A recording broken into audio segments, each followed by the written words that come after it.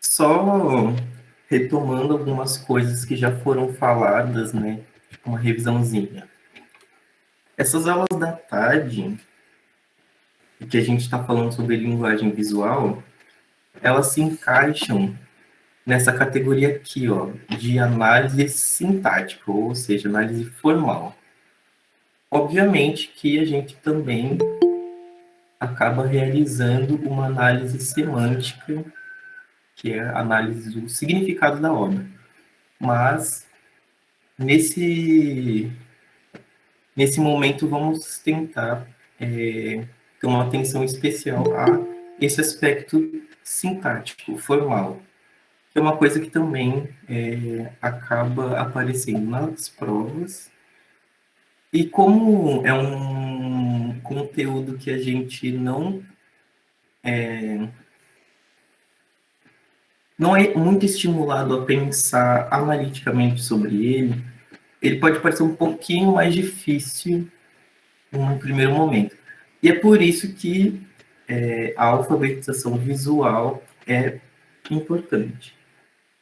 Como todos os outros sentidos, né? Tipo assim como a gente aprende a falar, aprende a escrever, a gente também tem que aprender a ver. A gente vê, né? Logicamente, a não ser que você tenha alguma deficiência visual, né? No ponto que você não tenha, a gente vê.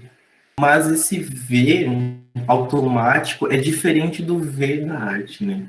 O ver da arte é um ver que eu gosto de pensar nessa metáfora do olho que é tátil. Ele não vê apenas as coisas, ele entende a relação das coisas no espaço, entende as diferenças de materialidade, entende as diferenças de cor, entende as diferenças de escala e assim por diante. Como a nossa cultura ela é verbal, ela prioriza o que é escrito, o que é lido, e é o que a gente acaba fazendo, né, quando a gente é alfabetizado na escola, a gente não tem essas outras alfabetizações dos sentidos, né, que vêm do contato com as artes. Por exemplo, as artes visuais, elas vão ajudar a alfabetização visual. As artes corporais, como a dança, vão ajudar a alfabetização dos movimentos. A música vai ajudar a alfabetização da audição. Esse por diante. Então, né, só fazendo esse amarrado aqui de por que essa alfabetização visual ela pode parecer um pouco boba, mas no final das contas ela não é. Uma outra coisa que a gente tem que ter em mente, aí já pensando mais especificamente no desenho, né? No ato de fazer o desenho de observação. É essa relação entre observar as formas e imaginar as formas, né? Por exemplo, quando a gente tem uma cadeira na nossa frente, a gente tem que desenhar essa cadeira, ou um copo, ou sei lá, qualquer coisa. Mesmo a gente dizendo a palavra copo, cadeira, a gente já tem uma imagem mental muito bem determinada do que é aquilo. Então, muitas vezes, quando a gente vai tentar desenhar, a gente acaba, em vez de olhar para o objeto que está na nossa frente, a gente recorre a essa imagem mental e acaba desenhando essa projeção da imagem que a gente tem na nossa mente. E é justamente o oposto do que a gente deseja como um desenho de observação. A gente precisa desautomatizar o olhar para conseguir ver a forma que está na nossa frente. Então, feita essa recapitulação, vamos para frente, então, falar especificamente sobre proporção. Na verdade, aqui tem uma outra ressalva antes de ir para a proporção mesmo, esqueci disso. Ainda indo nessa direção do olhar mesmo, né, eu coloquei aqui algumas coisas, né, que podem parecer meio triviais e que pelo menos na aula da semana passada, eu sei que o Caio e o João comentaram um pouco, que é essa relação que a gente tem com o material didático no ensino de arte. A gente nunca está na frente das obras mesmo. A não ser que a gente faça alguma visita, alguma instituição, alguma exposição, ou esteja comentando, sei lá, os, ou esteja comentando os nossos desenhos mesmo.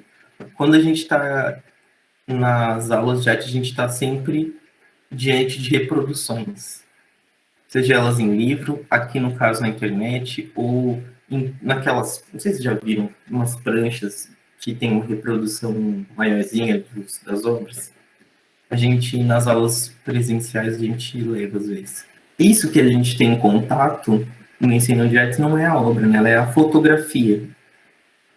E a fotografia de uma coisa não é a coisa. Assim como, por exemplo, a gente pode pensar que uma foto nossa não é a gente. Ela perde muito em questão de dizer quem nós somos, digamos. Ela não fala sobre a nossa altura, ela não fala sobre a textura da nossa pele, ela não fala, sei lá, como que a gente anda, por exemplo, a forma como a gente anda, a forma como a gente se mexe, a forma como a gente fala. Dependendo de como você tira a foto, sei lá, pode ser que a cor da sua pele mude, a cor do seu olho mude, a cor do seu cabelo mude. Enfim, tenham isso em mente quando a gente está pensando aqui nos exemplos e daqui para frente também, né? Quando vocês se depararem com fotos de obras, sempre tenham em mente, sempre saibam que não se trata da obra mesmo.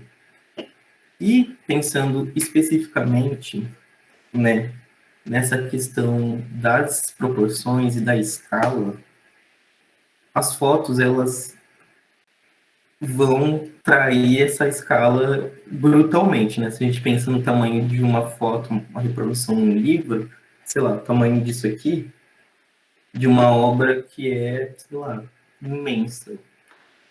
A relação que a gente tem diante disso no espaço de exposição e no livro muda radicalmente o sentido, né, e a experiência que aquele objeto vai nos proporcionar. Né? Aí, agora, finalmente, né, proporções.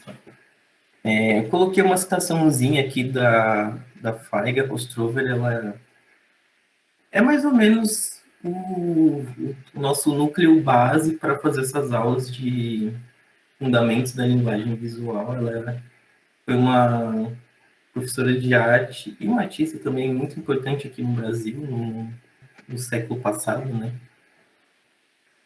E aí, nesse livrinho, O Universo da Arte, ela diz o seguinte: as proporções podem ser definidas como a justa relação das partes entre si e de cada parte como um todo. Ela é verdadeiramente a medida das coisas. Eu acho que essa definição muito precisa do que a gente vai trabalhar agora. Se pareceu muito abstrato, ok, eu vou mostrar alguns exemplos daqui a pouco, mas eu sugiro que, na dúvida, recorram a essa citação. Ela é uma boa centralizadora de dicas, né, do que a gente vai tratar. A relação das partes entre si e com o todo da obra, e a medida, né? Tipo, em centímetros, em metros, essa coisa quantitativa, não é de quantidade, enfim, essa coisa mensurável. Alguns exemplos do uso das proporções, né? Aí tem as relações matemáticas, o grande exemplo que a gente tem, né, muito conhecido é a proporção áurea, ou lei áurea. Temos também a perspectiva, que faz com que quanto mais distante alguma coisa está, menor ela aparenta. E a ênfase que a gente pode dar para alguns elementos da composição de acordo com o tamanho que a gente coloca elas, né? Por exemplo, isso da ênfase que eu falei, é o mesmo texto do slide anterior, mas mudando o tamanho da palavra, eu já dou o sentido do que eu estou querendo apresentar aqui, né? A ênfase na palavra ênfase. Ela está maior do que todas as outras e ela ocupa o centro do espaço do slide. A gente associa já esse tamanho grande e a centralidade de algum lugar como o ponto mais importante da imagem, né, digamos. Então, eu acho que é o, sei lá, um exemplo meio autoexplicativo, não tem muito o que falar sobre ele. Aqui tem a proporção áurea, né, tipo aquela caracolzinha assim, é uma relação matemática de crescimento proporcional. Aí o matematiquês vai me trair, eu não sei muito bem como falar sobre isso. Mas sempre tem aqueles memes, né, que colocam proporção áurea nas coisas e tal. Acho que é meio conhecido de todos. Perspectiva, que né, tem esse ponto, o ponto de fuga, que é onde todas essas linhas da perspectiva confluem. E aí essa relação entre a escala das figuras aqui colocadas no desenho da parte de baixo, como a escala das figuras vai diminuindo de acordo com a proximidade do ponto de fuga, né? Quanto mais próximo do ponto de fuga, menorzinho o corpo das pessoas vai aparentar. E aqui, né, essa ideia das relações entre as partes e o todo da obra, né? Por exemplo, a figura humana tem uma proporcionalidade, né? As pessoas acabam dando a medida de 7,5 cabeças para a extensão. Acho que é 7,5 cabeças, se eu não me engano. Enfim, digamos que seja 7,5 cabeças, do tamanho do corpo humano como um todo, né? Você pega o tamanho da cabeça, repete 7 vezes e meia, e aí será a extensão do corpo como um todo. Aqui a gente consegue ter um pouco dessa impressão, né? Ó, vai na figura que está sentadinha. Esse quadrante desenhado, né, que basicamente pega a cabeça dessa mulher, ela está em relação de igualdade com esse retângulo terceiro que está embaixo e e o quadrado abaixo desse retângulo é 2 vezes a medida dessa cabeça. Nossa, é difícil falar assim, né, com a distância, porque acho que fica muito abstrato. Vou tentar outra maneira. Bom, matemática é abstrato, né, então acho que não tem muito o que dizer. Em vez de pensar nessas formas geométricas, vamos pensar de outra maneira, talvez seja mais produtivo.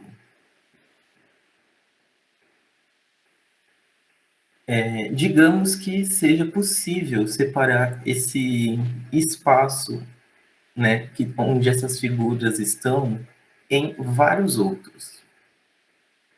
E a gente pode dividir esses espaços de forma proporcional. Sei lá, por exemplo, uma parte vai ser o dobro de outra, uma parte vai ser 1/3 de outra, e assim por diante. Uma coisa interessante de pensar aqui também, né? Essas linhas diagonais, né? Onde que elas estão cortando? Se a gente olhar aqui nessa figura sentadinha ainda, a gente vê que a linha do queixo dela vai dar ali no pé, que está alinhada com a mão, e olhando para a figura que está em pé. A linha do olho dela está alinhada com o topo da mão da linha da outra figura. Então, pegando essa maneira de raciocinar, de compor, a gente cria essas composições mais harmonicamente, né? A partir dessas regras de proporcionalidade matemática. Agora entrando na parte que a matemática fica de lado, e aí a gente consegue conversar melhor. Quando eu estava preparando essa aula, a primeira obra que me veio na cabeça foi essa aqui. Alguém quer falar alguma coisa sobre ela? Não parece com proporções reais. Como assim? Ah, eu gosto do Dwayne Michaels, ele é um. Eu gostei que você trouxe, não sei. Quer dizer, agora observando, sei. KKK. Mas adorei o uso dele nessa aula. Bem, bem interessante para esses artistas LGBTQIA. Sim. Porque os objetos são... Tá.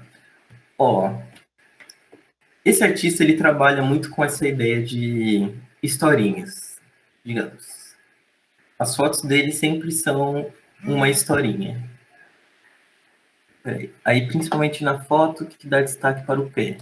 Ok. Tá, fica... Ó, segura essa ideia aí, Nayara, que a gente vai voltar. É uma boa percepção mesmo. Vamos olhar foto por foto, começando da que é a esquerda, a primeira ali, que é só o banheiro. A relação dos objetos e do carinha. Justamente, essa que é a sacadinha por trás. Vamos lá, ó, na primeira fotinho ali em cima, canto superior esquerdo, que só tem um banheiro. Quando a gente olha isso, é só um banheiro, né? Ok. A foto do lado já incorpora um pedaço de uma perna. Aí a nossa percepção de escala se altera. Aqui entra também uma coisa, né, que nós, enquanto seres humanos, nós usamos o tamanho do nosso corpo como a medida para todas as coisas, né? A medida do nosso corpo é a medida para a gente construir casas, para a gente construir portas para que a gente possa passar, para a gente construir cômodos, para a gente construir cadeiras para que a gente possa sentar, e etc, etc, etc, etc. Aqui, essa percepção está meio que na entrelinha da imagem. Só que aí, o que esse artista faz, ele está jogando com essa ideia, né, dos seres humanos serem a medida de todas as coisas. Quando você coloca essa perna que claramente dá uma ideia de proporção absurda para esse banheiro, né, o banheiro se torna uma miniatura. E aí, na terceira foto ali da primeira fileirinha, quando a câmera se distancia ainda mais, a gente vê, né, que de fato não é um banheiro, é uma miniatura de um banheiro, né? Quando a gente vê o corpo desse ser humano como um todo. Mas aí a historinha continua. Na linha de baixo, né, a gente vê que, na verdade, essa imagem que a gente estava vendo como um ser humano junto com essa miniatura de banheiro, na verdade é uma fotografia de um livrinho que está sendo segurado. Aqui, de novo, tem um elemento do corpo humano para dar a ideia de escala, no caso, o dedão. O dedão, em relação à foto, dá essa ideia de que a foto, na verdade, é uma miniatura e não a cena anterior. E aí, no quadrinho seguinte, quando a gente vê que, na verdade, o livro está sendo segurado por um cara que está de costas. E aí, no quadrinho seguinte, se distancia de novo, né? A gente tem uma ideia maior de espaço. Então, essa figura ela fica cada vez menor. E aí, na última linha de baixo, né? A gente vê que, na verdade, essa composição desse cara nesse espaço escuro é um quadrinho, e esse quadrinho está sobre a pia, que está, de novo, ali na mesma imagem que a gente começou no banheiro, a gente fecha esse ciclo de estranheza. Ou seja, a escala, os objetos, quando a gente vai fazer uma representação visual, eles estão sempre em transformação de acordo com os outros elementos que a gente vai colocando, né? Que entra naquela ideia que eu trouxe no começo para falar sobre as relações entre si e entre o todo de uma composição ali, né, na citação da Feiger.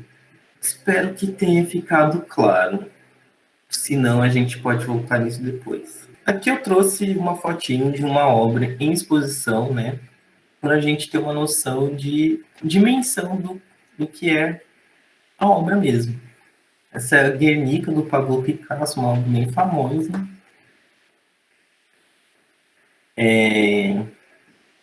E quando a gente vê, sei lá, talvez uma reprodução dela, assim, né, tipo, num livro, ou mesmo se eu tivesse colocado o slide com essa obra, talvez vocês não tivessem a dimensão de como que ela é grande ao vivo. Eu achei essa foto também interessante, porque parece que essa guarda ali do canto mais distante da gente está flutuando na parede. Eu achei bonita essa foto. Aí eu falei, opa. Essa é uma obra de um artista que eu amo de paixão, um artista brasileiro maravilhoso, que eu fortemente recomendo para todos, o Cildo Meireles. Essa obra se chama Cruzeiro do Sul. E o que está acontecendo aqui? Né, um espaço escuro, tem uma luzinha ali no meio. E aí, por que isso está aqui, né? Porque eu trouxe essa obra como um exemplo. Nesse ponto de luz ali, que estava no centro da sala, tem esse cubinho minúsculo de madeira, né? Que aqui dá para a gente ver, tem um zoom desse cubinho, né, no momento da apresentação da instalação, e tem com a escala humana, né, que sempre é a medida de todas as coisas, nosso mundo humano, a gente tem uma noção do tamanho desse cubinho, né? Então, você tem essa sala gigantesca, escura, com um foco de luz nesse cubinho minúsculo. E essa é a obra. Nossa, que merda. Não. Eu acho essa obra muito interessante, porque eu gosto muito desses trabalhos que eles são traiçoeiros, né? Que eles parecem muito simples e que qualquer um pode pensar e que, ai, não é arte isso, ai, nada a ver. Mas assim, se a gente pensar nessa perspectiva que nós, como seres humanos, damos a medida de todas as coisas, né? Quando a gente, sei lá, entra nesse espaço escuro, um único foco de luz e, tipo, ele tá mostrando uma coisa minúscula pra gente, eu acho muito interessante como esse artista ele consegue problematizar as dinâmicas do espaço de uma maneira muito sutil e muito precisa, sabe? Esse cubinho pode passar completamente despercebido, ele pode ser confundido com alguma outra coisa que está ali, uma poeira, uma pedrinha. Cubinho é o quê? É uma ração de dog. KKK. Deve ser o tamanho de um grãozinho de ração mesmo. Mas enfim, como que quando a gente coloca algum outro elemento ali, né, pensando novamente, né, tipo, a noção dessa instalação a gente só vai ter quando a gente está experienciando ela, né? As instalações, elas têm isso, elas mexem com nossa sensorialidade para além da visualidade, né? Ela tem essa coisa da escala muito junta ali, né? Tem a questão do ambiente.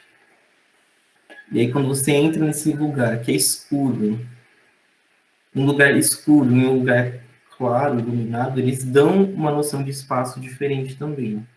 E você vai lá no centro, né? O centro geralmente assume esse lugar da ênfase do mais importante. A luz também é um elemento que a gente sempre usa para dar foco a alguma coisa. E você vê essa coisinha minúscula, essa coisa que aparentemente é tão insignificante quanto um cubinho de madeira, sei lá, eu acho muito potente, assim, quanto provocação de ideias, de o peso que a gente dá para as coisas, como a gente entende o espaço, como a gente se coloca no espaço. Essa obra, para mim, é muito interessante. E atenção para o título dela também. E os títulos nas obras, especialmente na arte contemporânea, são muito importantes. Elas vão dar talvez aquele clique final que falta para você fazer, sabe, aquele entendimento assim. Já fiquei falando muito sobre ela. Vamos para a próxima obra. Outro artista que eu amo de paixão, Leonilson. E o que é isso aqui? O negócio é tão pequeno que nem na reprodução dá para ver direito. O que vocês acham que é?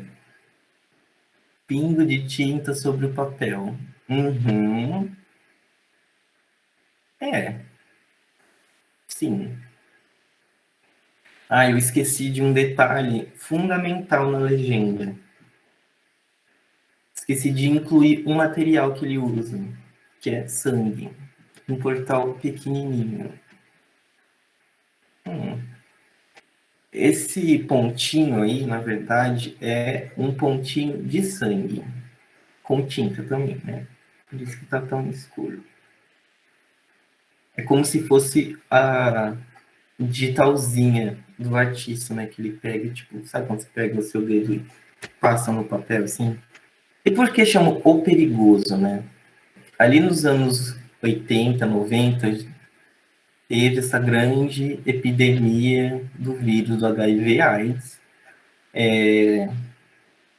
Em 1991, o Leonilson ele descobre que ele é soro positivo.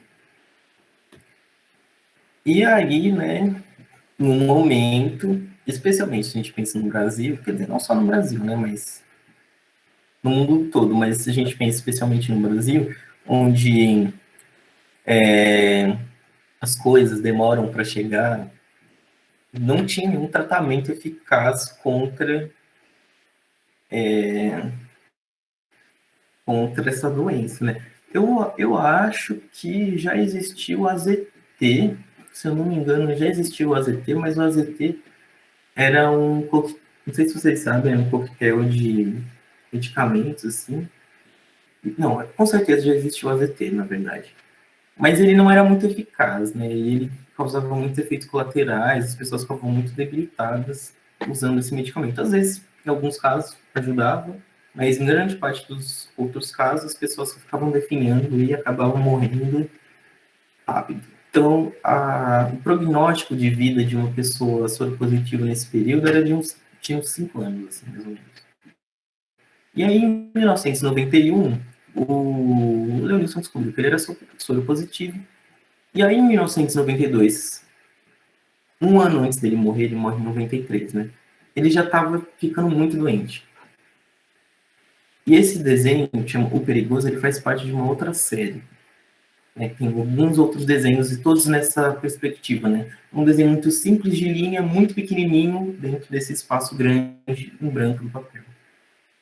E qual que é a preciosidade, digamos, desse desenho? É justamente essa utilização que, infelizmente, eu fui desatento e não coloquei, que talvez fosse a coisa mais importante na legenda, que é o sangue como material. E aí, o trabalho é justamente isso, esse atestado de existência, da existência dele enquanto perigoso. Ele tem até uma frase que ele falou uma vez, que é assim, que para ele ser perigoso, diferente das outras pessoas, ele não precisa ter uma arma, sabe? Não precisa apontar uma arma para ninguém. O corpo dele é um perigo já. Então, ele não pode sangrar sem que alguém esteja ameaçado, ele não pode ser cuidado sem estar ameaçando alguém. Isso ele fala num desses momentos que ele estava entrando ou saindo do hospital, né? Então, é um trabalho muito forte, assim, muito denso, e que visualmente ele é muito simples. E eu acho que é o que eu falei, eu gosto muito desses trabalhos traiçoeiros, que eles aparentam ser bobos, eles aparentam, né, eles são aqueles trabalhos que provocam as pessoas que não têm muita paciência para olhar de fato para alguma coisa e falar assim, ah, qualquer um poderia ter feito isso, eu poderia ter feito isso. Assim, a questão é, você não fez, outra pessoa fez. E o contexto que é feito, a maneira como é feito, vai mudar toda a relação que a gente tem quando a gente vai interpretar esse trabalho. Ele poderia ter escolhido uma outra maneira de ter apresentado essa ideia dele ser um perigo para a sociedade. Ele poderia ter, sei lá, feito um desenho mais ilustrativo, né? Tipo, ele segurando uma arma, por exemplo. Mas ele escolheu só pegar a digital dele, molhar com sangue e carimbar ali, e escrever perigoso. Ele poderia ter feito isso várias vezes ao longo do papel e ocupado todo esse espaço em branco, mas ele escolhe esse pontinho ali, um pouquinho para cima do meio, para colocar isso, sabe? É quase como se fosse uma mosquinha. E ele deixa tudo isso em branco, sabe? Tipo, não sei, eu acho fantástico, assim. Eu espero que vocês gostem do Leonilson também, porque ele é um dos tesouros da arte brasileira, que, sei lá, acho maravilhoso demais. Ele tem um poder, assim, meio místico. Acho que o pessoal da Unicamp é muito devoto do Leonilson. A gente sempre acaba falando dele. Bom, eu sei que a Amanda e o Caio gostam dele também. Vocês querem falar alguma coisa? Eu gosto muito do Leonilson porque, que nem você falou, ele é muito sutil e potente ao mesmo tempo. Então, é uma delicadeza tão precisa, né? Nossa, eu adoro. Aí já entrando numa coisa um pouquinho mais tradicional, né? Que até agora eu mostrei fotografia, instalação e um desenho super, né? Então, outro tipo de pensar o desenho. Trouxe esses desenhos aqui do Gustav Klimt. São assim, bem, né, figurativos, e de observação, né? E assim, são desenhos muito bem feitos, muito bem executados, lindos. E aqui eu gostaria de chamar a atenção para o seguinte. Além, né, da forma de execução do desenho, né, como ele tem um trabalho de linha e de construção de zonas de luz e sombra para criar essas massas muito interessante, o que eu queria apontar aqui é mais esse sentido do, por exemplo, o que compõe um retrato, né?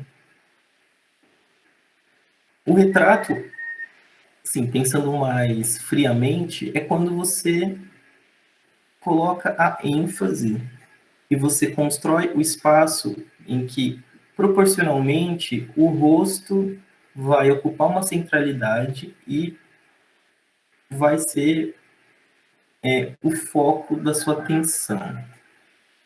Então, se a gente olhar aqui, essa parte do rosto e do tronco, elas estão ocupando quase a totalidade do espaço do papel, né? O que é diferente desse caso, que também é um desenho do Gustav Klimt, em que, por exemplo, se distanciando um pouco do rosto, que agora passa a ocupar mais ou menos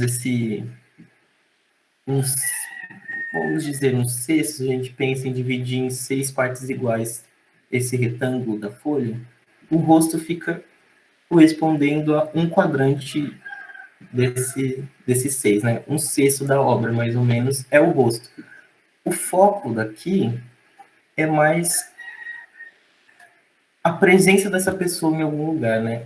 A corporeidade dela, o gesto dela, como ela se porta. Ainda é uma ideia de retrato, né? Mas a ideia aqui é mais vai mais na direção de pensar como essa pessoa se apresenta e como a corporalidade dela ajuda a informar suas características pessoais e não só a fisionomia, né? E também aqui vamos nos atentar para esse trabalho de linha aqui do Clint, muito interessante, né? Ele tem um tipo de tratamento diferente para o rosto, né? Que ele usa mais essas nuances de cinzas e uma forma de construir o desenho que não é tão focado na linha mesmo. Ele trabalha um pouco com essa ideia de sugerir umas massas, né? Em contraste com um trabalho que é puramente de linha, bem gráfico, do corpo da modelo, do vestido e desse lugar que ela está sentada, talvez seja uma cadeira, por exemplo. É como que esse desenho de linha ele é bem sugerido, ele é bem gestual, mas ele já dá tudo que a gente precisa saber para entender como que essa mulher está posicionada, né? Aqui ainda pensando nessa ideia de escala, essas figuras humanas, elas estão pensando no todo do espaço da obra, elas ocupam um espaço relativamente pequeno. Isso cria um efeito de, claro, né, não só isso, mas assim, a composição como um todo e a escala que o artista conferiu às figuras humanas nessa cena dá essa ideia de isolamento, de certa maneira, de voyeurismo, né? Uma palavra que está sempre associada com esse artista, esse pintor, o Edward Hopper. Então, a gente tem essa sensação que a gente está olhando de longe para essa cena, que a gente está observando da calçada o que está acontecendo dentro desse estabelecimento e ajuda a criar essa ideia de, sei lá, essa solidão de madrugada, sabe, cria certo mistério também. É uma tela bem cinematográfica. Aqui, né, novamente, brincando com essa ideia da escala, a gente vai ver aqui uma obra bem famosa, As Meninas, do Diego Velázquez, que está lá no Museu do Prado. Reparem no tamanho dessa obra. Ela tem 3 metros e 18 centímetros de altura e 2 metros e 76 centímetros de largura, ou seja, ela é bem grande. Então, cadê as meninas? Já vou chegar lá. Se a gente faz esse recorte aqui, esse detalhe que eu coloquei no slide, a gente vai ter uma ideia de um retrato do artista, né? Pode ser um autorretrato dele. Se a gente pensa como esse pequeno espacinho que eu selecionei da obra como a totalidade da obra, a gente tem um tipo de relação com ela. Ela transmite uma ideia. Se a gente incorpora outro elemento, né, outra figura e um pouco mais de espaço, a gente já cria uma cena, né? Já cria uma noção de narrativa ali. Algo está acontecendo, não é só mais um autorretrato. E também a relação de espaço que a figura do artista que está se representando aí, né, ocupa, já muda. Ele já não é mais o centro do que está sendo apresentado. Ele é uma parte. Ele poderia estar sendo observador de alguma coisa que está acontecendo. Agora a obra como um todo. Como que viver essa totalidade já vai mudar toda a nossa relação com o que está sendo apresentado para nós. Então, a gente, dependendo do recorte, né, da dimensão que as figuras estão ocupando dentro da composição, a gente pode sair de uma ideia de autorretrato para essa cena que é o assunto de fato da pintura aqui. que é uma pintura bem icônica, né? Tem até um texto do Foucault que fala sobre ela e tal. É uma pintura bem complexa. Vocês conhecem ela?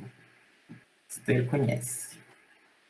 Sim, lembro que tive uma aula e o prof falou várias fitas. Caio ou Amanda, alguém quer comentar alguma coisa desse trabalho? Esse trabalho é uma viagem, né? Não sei, acho que pensando isso que ele era para ser, a história dele, né? É um retrato das filhas do rei da Espanha, não é? Isso. Isso. E pensando que o artista se representa nele, tem esse quadro que tá de costas, não sei. Nossa, é uma viagem muito doida pensar nisso, assim. Pensar no espelho, no fundo. O que vocês acham também? Sim, é que ele tem muitos elementos, né? Uhum. E a riqueza dos detalhes do ambiente. Sim, é um quadro que, né, no texto do Foucault que ele escreve sobre isso, fala muito sobre os olhares, né? Tipo, e também aquelas coisas que refletem imagens. Se a gente pensar, tem aqui, ó. Nossa, pior que. Vocês estão sacando onde seria o espelho, onde teria um espelho na composição? Bem entre a cabeça da loirinha e da outra mina, que está perto da loirinha. Subindo ali em cima, é um espelho. Esse espelho está perto de outras pinturas. Se a gente olha esse espaço, a gente percebe que tem várias pinturas nas paredes. E o artista, né, que é o Diego, que está com essa roupinha preta, está pintando alguma coisa. A gente tem esses dados. O que está acontecendo, né? O Velázquez, ele coloca o observador no lugar de quem ele estaria representando, né? E por meio do dado do espelho, a gente sabe que quem está sendo representado é o rei e a rainha. Só que eles não aparecem de fato, a não ser como esse detalhezinho no fundo que mostra o reflexo deles. Outra coisa interessante é que está quase todo mundo olhando para lá, né? Para nós, no caso, que ocupamos esse lugar fictício do rei e da rainha. Então, tem todo esse jogo de olhares ali e jogo de representação dos olhares que está em dinâmica aqui, né? Só que num primeiro momento, num primeiro olhar, a gente não saca isso, a gente percebe essa inversão dos papéis de observador e de observado a partir desse dado do espelho que está ali ocupando a centralidade da composição, só que rivalizando com uma figura que está um pouco mais na frente na perspectiva, que é a filha loirinha aí no meio. Quem que era ela? Esqueci agora. Assim, nesse período, as mulheres, elas não poderiam, na Espanha, elas não podiam governar sozinhas, né? Então, por isso que elas não são chamadas de princesa. Ou tem alguma coisa... Não, peraí, não tô lembrando direito. Mas essa menina aí no meio, a loirinha, é a infanta não sei quem. Eu devia ter olhado isso antes, mas esqueci. De qualquer maneira, é um desses trabalhos que também são meio traiçoeiros e enganam a gente se a gente olha rápido. E essa que eu acho que é a graça das artes visuais, especialmente pensando, né, em como nós funcionamos hoje com as nossas timelines e Instagrams e que a gente passa, tipo, um segundo olhando para alguma coisa. As artes visuais, elas nos obrigam a olhar com tempo para as coisas. E é uma coisa que nós não estamos mais acostumados a fazer.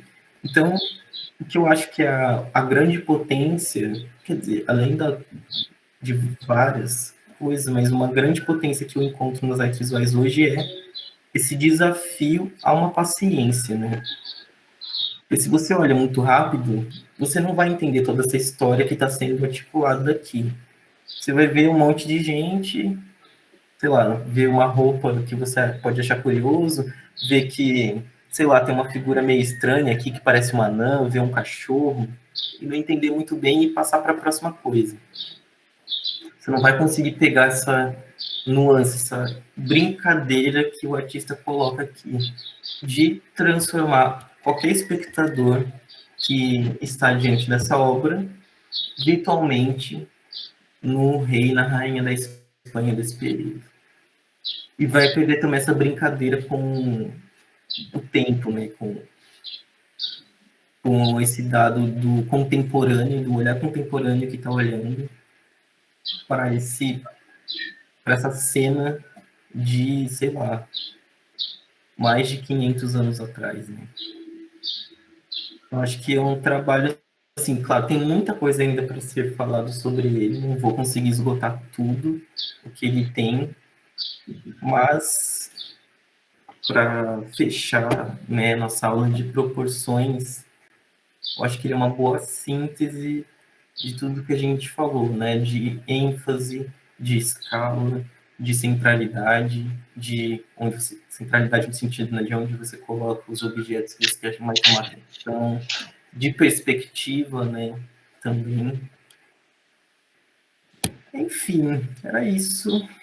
Espero que vocês tenham gostado. Tem alguma dúvida? Porque eu acho que é uma aula complexa, talvez algumas dúvidas apareçam.